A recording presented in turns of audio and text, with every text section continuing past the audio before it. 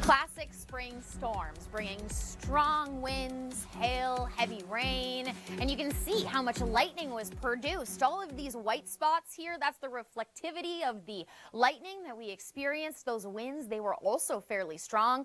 Toronto, 76 kilometers an hour wind gusts at its peak. Today, those winds still going to be fairly gusty around the Great Lakes, upwards of 40, 50 kilometers an hour, and that's not going to help our temperatures. It is feeling pretty chilly, not just across southern Ontario, but across the entire country. The good news for those across southern Ontario, at least you are dry today as the rain makes its way towards Quebec and eventually Atlantic Canada. It's looking like a soggy pattern ahead across the east coast, not just for Atlantic Canada, but across southern Ontario. Another messy system could make its way by your midweek, Tuesday, Wednesday, and Thursday. As for those across the Maritimes today, an umbrella certainly could be handy. And you're also going to need an umbrella across the Maritimes for Victoria Day Monday. Wraparound showers are also possible on your Tuesday.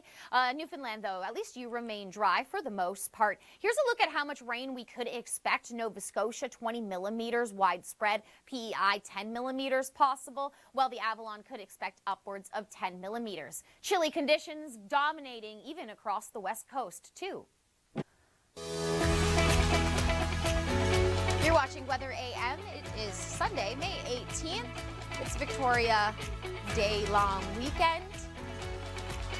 Just about 16 degrees in Toronto with partially cloudy skies. At least the skies are more clear than yesterday. As we head into the evening, just about 13 degrees.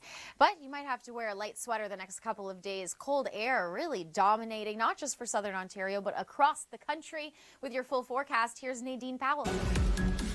An interesting way to combat the deer flies. All right, well, we can see some rain across Atlantic Canada, especially for your Sunday afternoon, a soggy start, or a soggy end to your weekend, I should say, for those across the Maritimes. Well, Newfoundland, you remain fairly dry. Port aux Basques, you could expect some showers lingering into your Monday afternoon. This rain across the Maritimes for Halifax, for example, is still lingering even until your Tuesday. So you'll need the umbrella and the raincoat for at least the next couple of days. You could expect upwards of 20 millimeters of rain across Nova Scotia. For those in PEI, you could expect upwards of 10 millimeters of rain. And those temperatures still fairly chilly, and they're going to even get more chilly as we progress throughout your early work week. St. John's just about 11 degrees this afternoon, while southern Ontario, after that system that you experienced yesterday, temperatures starting to cool off. Toronto, 15 degrees. You should be around 20 degrees for this time of year. You're 8 to 15 degrees below seasonal across southern Ontario for the most part. And do keep in mind those winds, they're going to get fairly gusty throughout the day, upwards of 40, 50 kilometers an hour. Not nearly as strong as we experienced yesterday during the peak of that storm. Some places saw 75 kilometer an hour wind gusts. Now that system that we saw yesterday is making its way further east, so you could expect some lingering showers through Ottawa, making its way to Montreal and Quebec. Today, though, mainly dry. Your next system, we're watching for significant rainfall as we look at your Tuesday afternoon in through Wednesday, even lingering for Thursday. So really unstable conditions for at least the next couple of days across the east. There on the west, though, temperatures below seasonal. It seems like the trend across the country. Calgary, you should be around 18 degrees for this time of year. You're just around 12 degrees. Similar in Winnipeg, chillier than you should be this time of year. This is Weather AM here on Canada's Weather Network. I'm Victoria Fenn Alvarado. If you're in Niagara Falls or headed to Niagara Falls today, you will expect cloud cover, but about 17 degrees for your afternoon. As we head to Toronto, 16 degrees with partially cloudy skies, and you're certainly going to want to take advantage of today and tomorrow. We have plenty of sun in your forecast before a lack of sunlight. That's all due to some rain on the way, which meteorologist Nadine Powell will tell you all about in your forecast, right? And we're talking all about the ongoing threat across Tornado Alley with meteorologist Nadine Powell.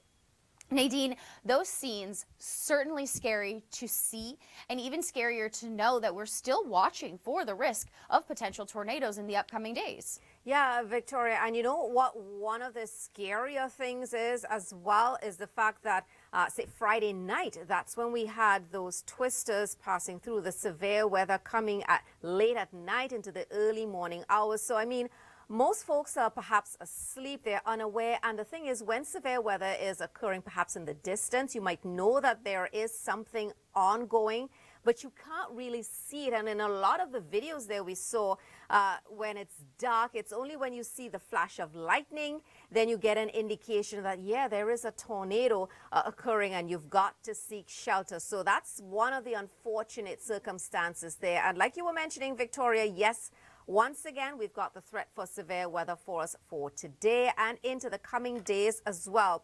We've got a couple of systems that will be moving through. You see that boundary there? Again, Victoria, we are in the risk of severe weather. And do keep in mind that these places are still trying to clean up. They're still trying to restore power.